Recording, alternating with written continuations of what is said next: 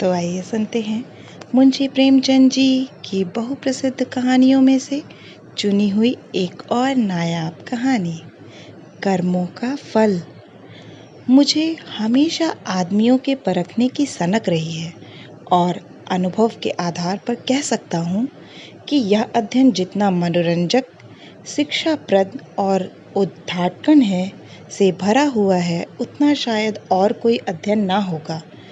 लेकिन अपने दोस्त लाला साइद दयाल से बहुत अरसे तक दोस्ती और बेतकल्लुफ़ी के संबंध रहने पर भी मुझे उनकी थाह न मिली। मुझे ऐसे दुर्बल शरीर में ज्ञानियों की सी शांति और संतोष देखकर आश्चर्य होता था, जो एक नाजुक पौधे की तरह मुसीबतों के झोंकों में भी अचल और अटल रहता था। ज्यों वह बहुत ही मामूली दर्जे का आदमी था, जिसमें मानव कमजोरियों की कमी न थी। वह वादे बहुत करता था, लेकिन उन्हें पूरा करने की ज़रूरत नहीं समझता था। वह मिथ्याभाषी ना हो, लेकिन सच्चा भी ना था। बेमुरौवत ना हो, लेकिन उसकी मुरौवत छिपी रहती थी। उसे अपने कर्तव्य पर पाबंद रखने के लिए दबाव और निगरानी की ज़रूरत थी। किफ़ायतशारी के उसूलों से बेखबर, मेहनत से जी चुराने वाला, उसूलों का कमज़ोर, एक ढीला ढाला मामूली आदमी था। लेकिन जब कोई मुसीबत सिर पर आ पड़ती तो उसके दिल में साहस और दृढ़ता की वह जबरदस्त ताकत पैदा हो जाती थी, जिसे शहीदों का गुण कह सकते हैं। उसके पास न दौलत थी, न धार्मिक विश्वास, जो ईश्वर पर भरोसा करने और उसकी इच्छाओं के आगे सिर झुका देने का स्रोत है। एक छोटी सी कपड़े की दुकान के सिवाय कोई जीविका न थी। ऐसी हालातों में उसकी हिम्मत और दृढ़ता का सोता कहाँ छिपा हुआ है, वहां तक मेरी अन्वेषण दृष्टि नहीं पहुंचती थी। बाप के मरते ही मुसीबतों ने उस पर छापा मारा।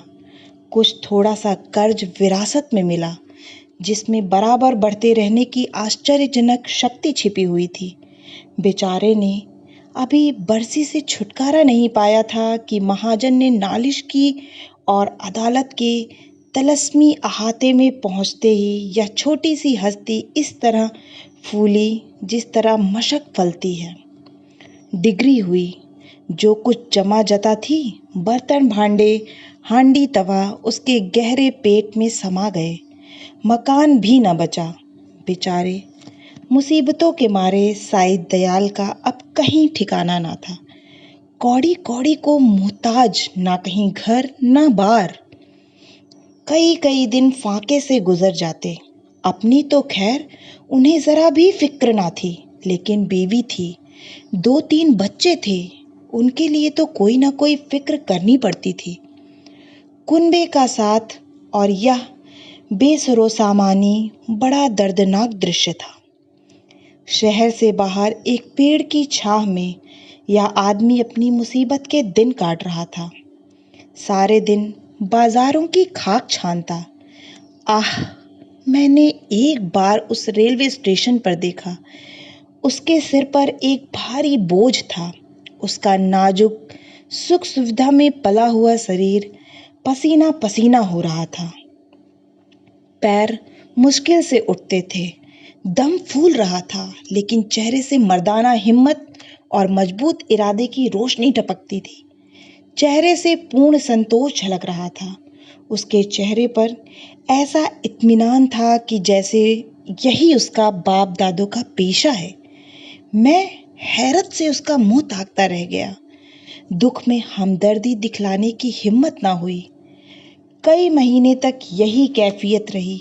आखिरकार उसकी हिम्मत और सहन शक्ति उसे इस कठिन दुर्गम घाटी से बाहर निकल गई। थोड़े ही दिनों के बाद मुसीबतों ने फिर उस पर हमला किया। ईश्वर ऐसा दिन दुश्मन को भी ना दिखलाए। मैं 1 महीने के लिए बंबई चला गया था। वहां से लौटकर उससे मिलने गया। आह, वह दृश्य याद करके आज भी रोंगटे खड़े हो जाते हैं और दिल डर से कांप उठता है। सुबह का वक्त था। मैंने दरवाजे पर आवाज दी और हमेशा की तरह बेतकल्लुफ अंदर चला गया, मगर वहां साईं दयाल का वह हंसमुख चेहरा, जिस पर मर्दाना हिम्मत की ताजगी झलकती थी, नजर न आया। मैं 1 महीने के बाद उनके घर जाऊं और वह आंखों से रोते लेकिन होठों से हंसते दौड़कर मेरे गले लिपट न जाएं, जरूर कोई आफत है। उसकी बीवी सिर झुकाए आई और मुझे उसके कमरे में ले गई। मेरा दिल बैठ गया। साईं दयाल एक चारपाई पर मैले कुचले कपड़े लपेटे, आंखें बंद किए पड़ा दर्द से कराह रहा था। जिस्म और बिछौने पर मक्खियों के गुच्छे बैठे हुए थे। आहट पाते ही उसने मेरी तरफ देखा। मेरे जिगर के टुकड़े हो गए। हड्डियों का ढांचा रह गया था। दुर्बलता की इससे ज्यादा सच्ची और करुणा तस्वीर नहीं हो सकती। उसकी बीवी ने मेरी तरफ निराशा भरी आंखों से देखा। मेरी आंसू भर आए। उस सिमटे हुए ढांचे में बीमारी को भी मुश्किल से जगह मिलती होगी। जिंदगी का क्या जिक्र, आखिर मैंने धीरे पुकारा। आवाज सुनते ही वह बड़ी बड़ी आंखें खुल गईं, लेकिन उनमें पीड़ा और शोक के आंसू न थे। संतोष और ईश्वर पर भरोसे की रोशनी थी। और वह पीला चेहरा, आह, वह गंभीर संतोष का मौन चित्र, वह संतोष में संकल्प की सजीव स्मृति। उसके पीलेपन में मर्दाना हिम्मत की लाली झलकती थी। मैं उसकी सूरत देखकर घबरा गया। क्या यह बुझते हुए चिराग की आखिरी झलक तो नहीं है? मेरी सहमी हुई सूरत देखकर वह मुस्कुराया और बहुत धीमी आवाज में बोला, तुम ऐसे उदास क्यों हो? यह सब मेरे कर्मों का फल है। मगर कुछ अजब बदकिस्मत आदमी था। मुसीबतों को उससे कुछ खास मोहब्बत थी। किसे उम्मीद थी कि वह उस प्राण घातक रोग से मुक्ति पाएगा? डॉक्टरों ने भी जवाब दे दिया था। मौत के मुंह से निकल आया। अगर भविष्य का जरा भी ज्ञान होता तो सबसे पहले मैं उसे जहर दे देता। आह, उस शोकपूर्ण घटना को याद करके कलेजा मुंह को आता है। धिक्कार है इस जिंदगी पर कि बाप अपनी आंखों से अपनी इकलौते बेटे का शोक देखे।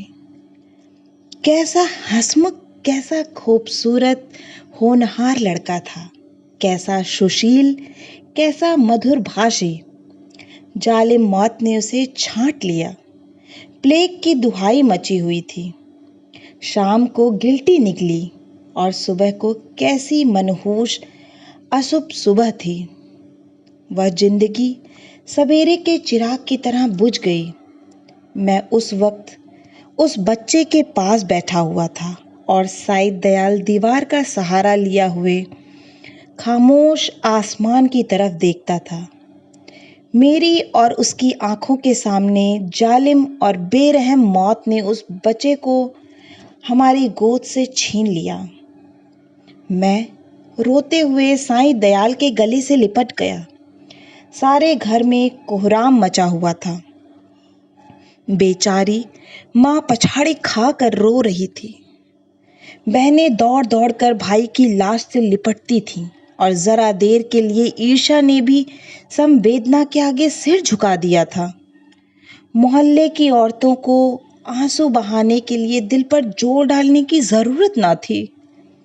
जब मेरे आंसू थमे तो मैंने साईं दयाल की तरफ देखा। आंखों में तो आंसू भरे हुए थे।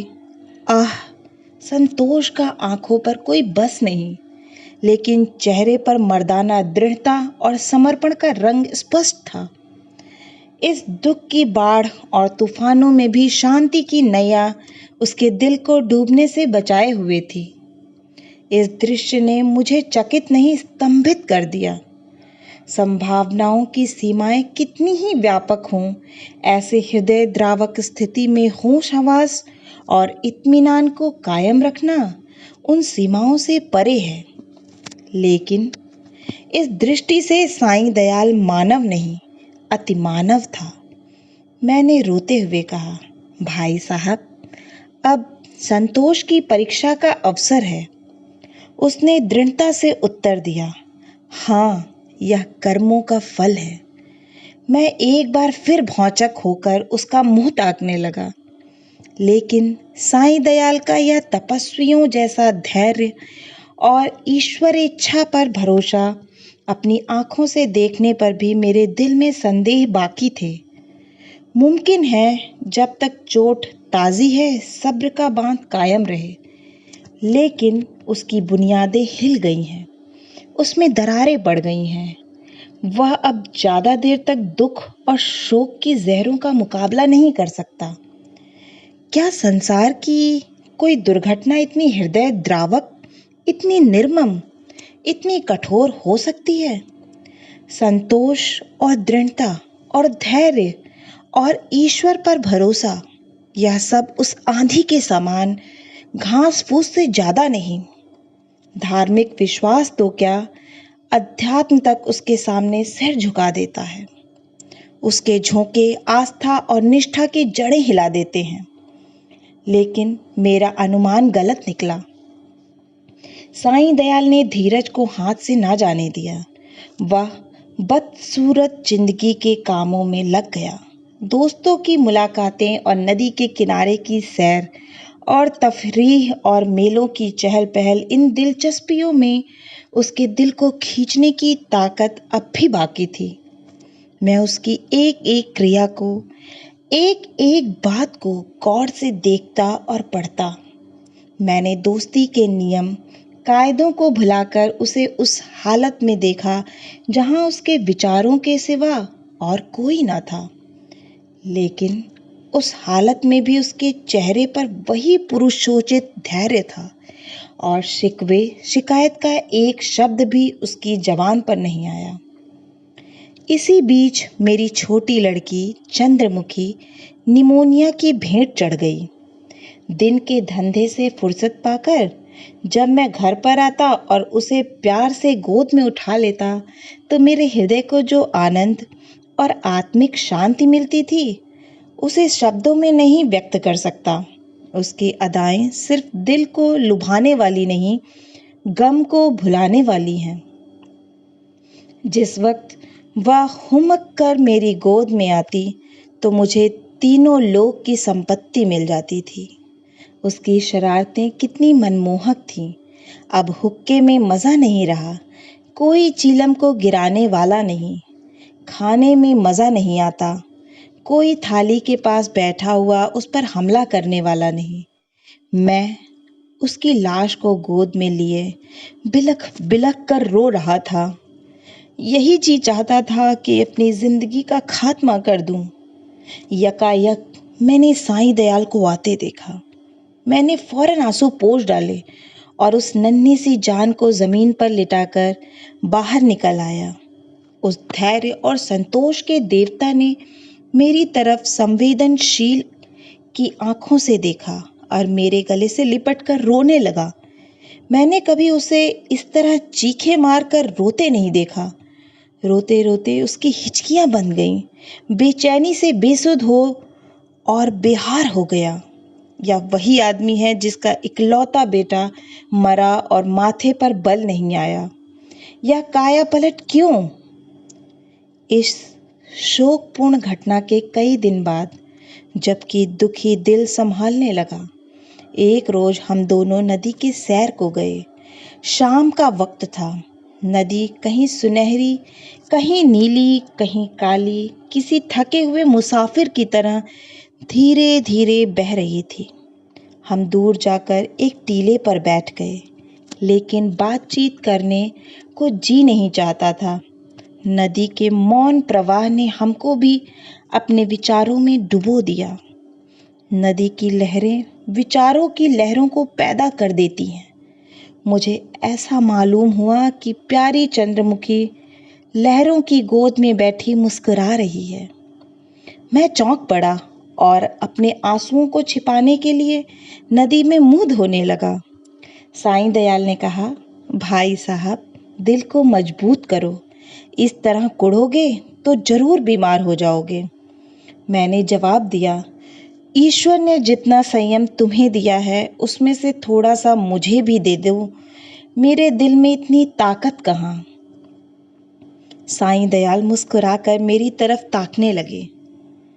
मैंने उसी सिलसिले में कहा, किताबों में तो दृढ़ता और संतोष की बहुत सी कहानियां पढ़ी हैं, मगर सच मानो कि तुम जैसा दृढ़, कठिनाइयों में सीधा खड़े रहने वाला आदमी आज तक मेरी नज़र से नहीं गुजरा। तुम जानते हो कि मुझे मानव स्वभाव के अध्ययन का हमेशा से शौक है, लेकिन मेरे अनुभव में तुम अपनी तरह के अकेले आदमी हो। मैं यह ना मानूंगा कि तुम्हारे दिल में दर्द और घुलावट नहीं है। उसे मैं अपनी आंखों से देख चुका हूँ।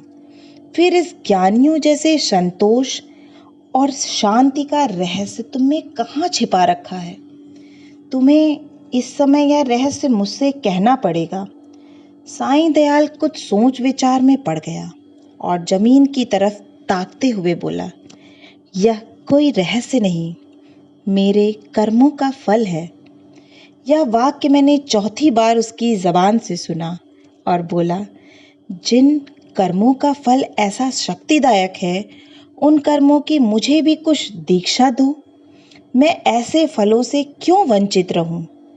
साईं दयाल ने व्यथापूर्ण स्वर में कहा, ईश्वर न करे कि तुम ऐसा कर्म करो और तुम्हारी जिंदगी पर उसका काला दाग लगे। मैंने जो कुछ किया है वह मुझे ऐसा लज्जाजनक और ऐसा घृणित मालूम होता है कि उसकी मुझे जो कुछ सजा मिले मैं उसे खुशी के साथ झेलने को तैयार हूँ। आह, मैंने एक ऐसे पवित्र खानदान को, जहाँ मेरा विश्वास और मेरी प्रतिष्ठा थी, अपनी वासनाओं की गंदगी में लिथेड़ा, और एक ऐसे पवित्र हृदय को जिसमें मोहब्बत का दर्द था, जो सौंदर्य वाटिका की एक अनोखी नई खिली हुई कली थी और सच्चाई थी। उस पवित्र हृदय में मैंने पाप और विश्वासघात का बीज हमेशा के लिए बो दिया। यह पाप है जो मुझसे हुआ है और उसका पल्ला उन मुसीबतों से बहुत भारी है जो मेरे ऊपर अब तक पड़ी है या आगे चलकर पड़ेगी। कोई सजा, कोई दुख, कोई क्षति उसका प्रायश्चित नहीं कर सकती। मैंने सपने में भी ना सोचा था कि साईं दयाल अपने विश्वासों में इतना दृढ़ हैं। पाप हर आदमी से होते हैं। हमारा मानव जीवन पापों की एक लंबी सूची है। वह कौन सा दामन है जिस पर यह काले दाग ना हो? लेकिन कितने ऐसे आदमी हैं जो अपने कर्मों की सजाओं को इस तरह उदारता पूर्वक मुस्कुराते हुए झेलने के लिए तैयार हों। हम आग में कूदते हैं लेकिन जलने के लिए तैयार नहीं होते। मैं साईं दयाल को हमेशा इज्जत की निगाह से देखता हूँ। इन बातों को सुनकर मेरी नज़रों में उसकी इज्जत तिगुनी हो गई। एक मामूली दुनियादार आदमी के सीने में एक फकीर का दिल छुपा हुआ था, जिसमें ज्ञान की ज्योति चमकती थी। मैंने उसकी तरफ श्रद्धापूर्ण आंखों से देखा और उसके गले से लिपट कर बोला, साईं दयाल, अब तक मैं तुम्हें एक दृढ़ स्वभाव का आदमी समझता था, लेकिन आज मालूम हुआ कि तुम उन पवित्र आत्माओं में से हो जिनका अस्तित्व संसार के लिए वरदान है। तुम ईश्वर के सच्चे भक्त हो और मैं तुम्हारे पैरों पर सिर झुकाता हूँ। आशा है कि आपको यह कहानी कर्मों का फल पसंद आई होगी। अगर पसंद आई है तो प्लीज़ इस कहानी को लाइक करें और इस चैनल को सब्सक्राइब करें और अपनों के साथ शेयर करें। आप सभी का सुनने के लिए बहुत बहुत धन्यवाद।